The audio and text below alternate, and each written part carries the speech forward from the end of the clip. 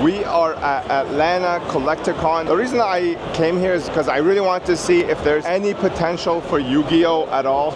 Just from first glance, it's not looking good. I do have some goals for this Collecticon other than Yu-Gi-Oh, and that is try and pick up 1, maybe 2 Gold Star PSA 10s, the Japanese ones. I'm not sure if I'm gonna be able to pull that off because like a lot of these guys will probably want like super premium. Hopefully I can negotiate it down and hopefully they'll let me record. I am with my boy here, Dandy, aka Sealed Boxes on Instagram. We're gonna go meet up with a couple other guys like Tricky Ending on Instagram. And yeah, I should be able to show you guys some of their collections because their stuff is fantastic. Also, you guys know the first Strictly Collections video I did for the Florida guy, Zach. He's here as well and his collection is completely revamped. Hopefully I'll be able to show you that as well. Anyway, so without further ado, let's just get into it.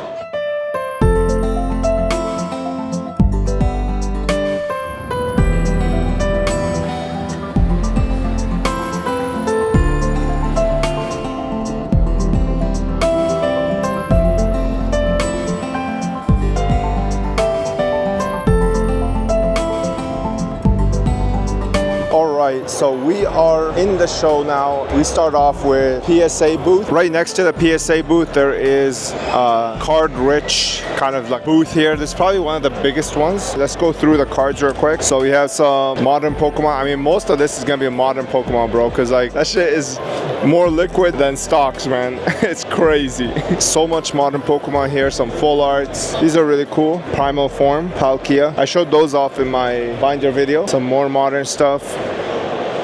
These are incredibly cool energies, super badass. Here's some Expedition, some Jungle, some Fossil, some more base set. Here's some full art, some Evolving Sky stuff. It's actually kind of remarkable that like this card here goes for like $3,500. It's like pop 15,000. Some more Pokeslop. Honestly, like most of these cards are going from vendor to vendor. They're not really staying in like end buyer hands. So I do wonder like how this whole Pokemon thing is gonna play out. But yeah, that's the first booth, card rich. Next up we have Vortex, and then again just modern Pokemon. Here's some more slabs here. This is Goldenrod City. Check this out. These are incredibly cool. Poncho Pikachus, Poncho Marios. I am on the hunt for these Gold Stars, the Japanese ones, but only in PSA 10. These are incredibly cool as well. Check this. Super awesome. Moving on here, some 3D printed stuff here. Yeah, I mean, as a Yu-Gi-Oh collector, there is not a lot here for us. I have not seen anything, but oh my god, guys, I found some Yu-Gi-Oh right here. Dark Magician Unlimited 8.5, and then Dark Paladin First Edition CGC 10, and they want 3K for it. I'm pretty sure in PSA 10 that Dark Paladin is like 2K, so CGC 10 has no business being $3,000. These prices are actually like insane. I mean, to be honest with you, the Pokemon vendors are not that bad. You can pretty much negotiate exactly to what comps are minus like 5% since they're getting cash. The Yu-Gi-Oh ones is just, that Dark Paladin is probably like $1,000 at best. While I was walking around with Dandy, Tricky Ending, as well as like a bunch of other cats that we met up here, I did walk by and talk to the Bulba store.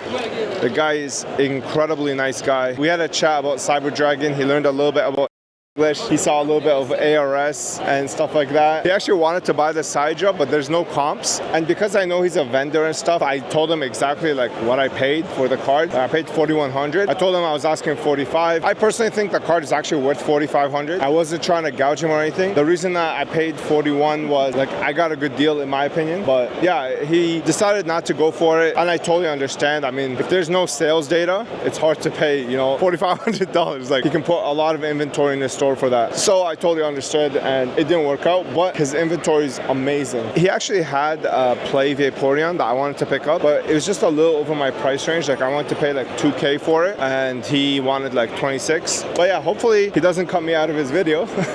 And he keeps it there because, yeah, I thought he was fantastic, to be honest with you. Like, I totally understand why he's having the success that he is. Shout out to him. There was another thing that I want to show you guys, and that is the only other Yu-Gi-Oh vendor here, and that guy is actually insane. So while I walk over there, you're gonna see some highlights of stuff that I saw, and then we'll wrap it up with Jay, okay? See you soon.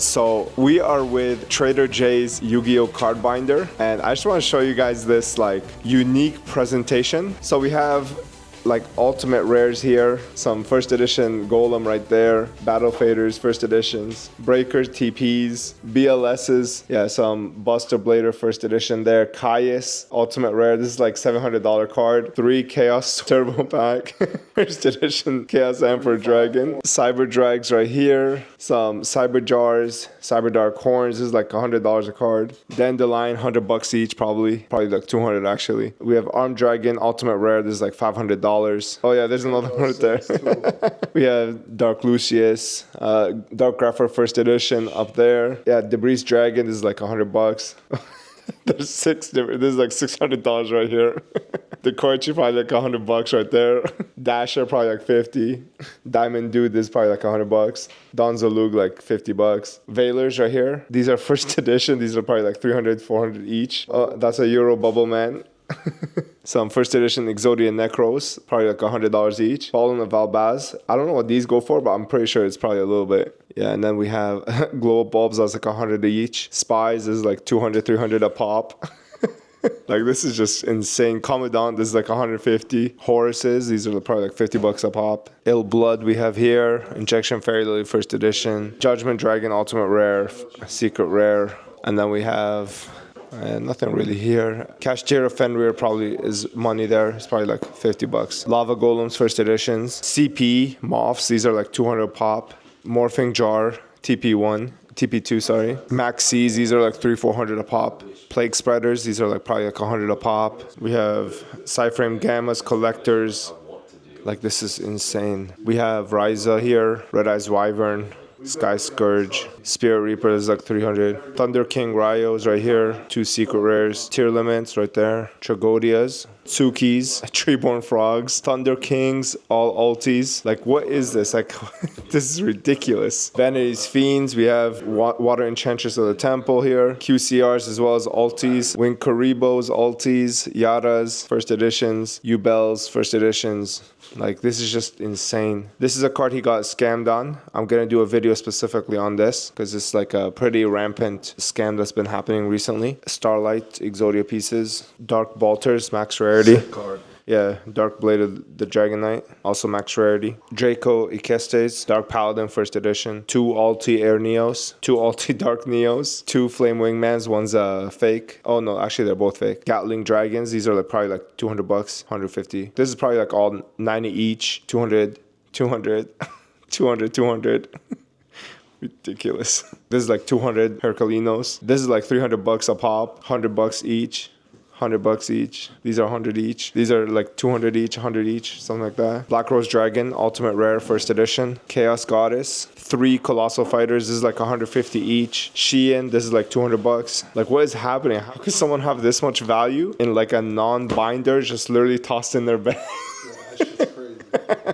Red Nova Dragons. Scrap Dragon is like $100. Just insane stuff, man. Insane stuff. 2 Trish ultis. Some more stuff here. These are not really worth anything. These are all like not playable anymore. Big Eyes are big money. Oh man, some more XCs. And like you can see like they're organized, bro. Like they're literally going by like card type. So it's not like he hasn't taken the time to like sort his stuff out. He just chooses to put them in this. I mean, I don't know, bro. I don't know.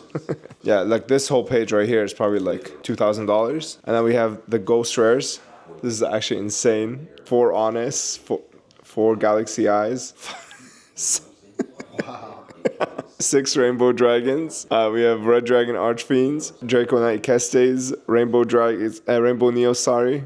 Black Roses, Unlimiteds. Some Majestic Reds, first editions. Majestic Star, first edition. Power Tool, first edition. Stardust Dragon first edition. It looks a lot better on camera, bro, than in person. You can barely see these cards because of how foggy these pages are, bro. Some Judge Tokens. These are crazy rare. Cool. Some GBI Secrets. Allure of Darkness is like $200 each. Book of Moons. We have CP Moons right here. These are $300 off each. These are Italian or Spanish or something. These are Italian. They're very rare. Emergency Teleport first edition. That's like $200. Tenki right here. These are probably like $100 a pop. Instant Fusions, these are 100 each. These Forbidden Lens, Forbidden Chalice, like 150 each. And this is just the stuff that I know, like look at this. Oh my god. That's like 800 a piece.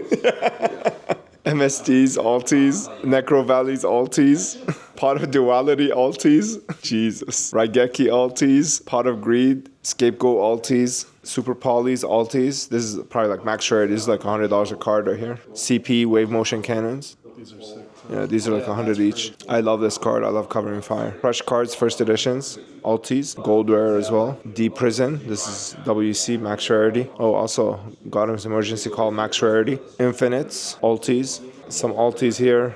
Rings, Alti Solemns, CP Sakuretsus. These are probably like $200 a card, probably. Yeah, that's pretty much his binder, man. It's like, doesn't even have like a cover, bro. This is some like next level shit, bro. But yeah, that was Trader Joe's collection. Let's get back to the con. All right, so we're back at the con. I'm gonna tell you guys my personal experience. I personally think it wasn't really worth the trip as a Yu-Gi-Oh collector, but I think there is potential for Yu-Gi-Oh, and that's not because like I feel like there's a lot of buyers, but I feel like there's not enough sellers for us to bring awareness to this. I think what I want to do is I want to open a strictly Yu-Gi-Oh booth at the next convention that I go to. I feel like there is some demand for Yu-Gi-Oh. It might be a total neg, I'm not sure. I'm gonna see what happens, and it'll be a good learning experience. I'll give you guys a kind of a debrief of how things are done, what I had to do to get a booth, etc., and then I'll tell you how successful it was. But yeah, that's pretty much it. Overall, I'll probably say if you're a Pokemon collector, this is a 10 out of 10, honestly. I can't even lie. These collector cons are insane. If you are anything other than Pokemon collector, I'll probably rate it like a 6 out of 10, to be honest with you. There's really not a lot here. I mean, I kind of knew that going in, but it is what it is. Yeah, that's pretty much it. I hope you guys enjoyed. Let me know your thoughts in the comments down below. I'll see you in the next one. All right, peace.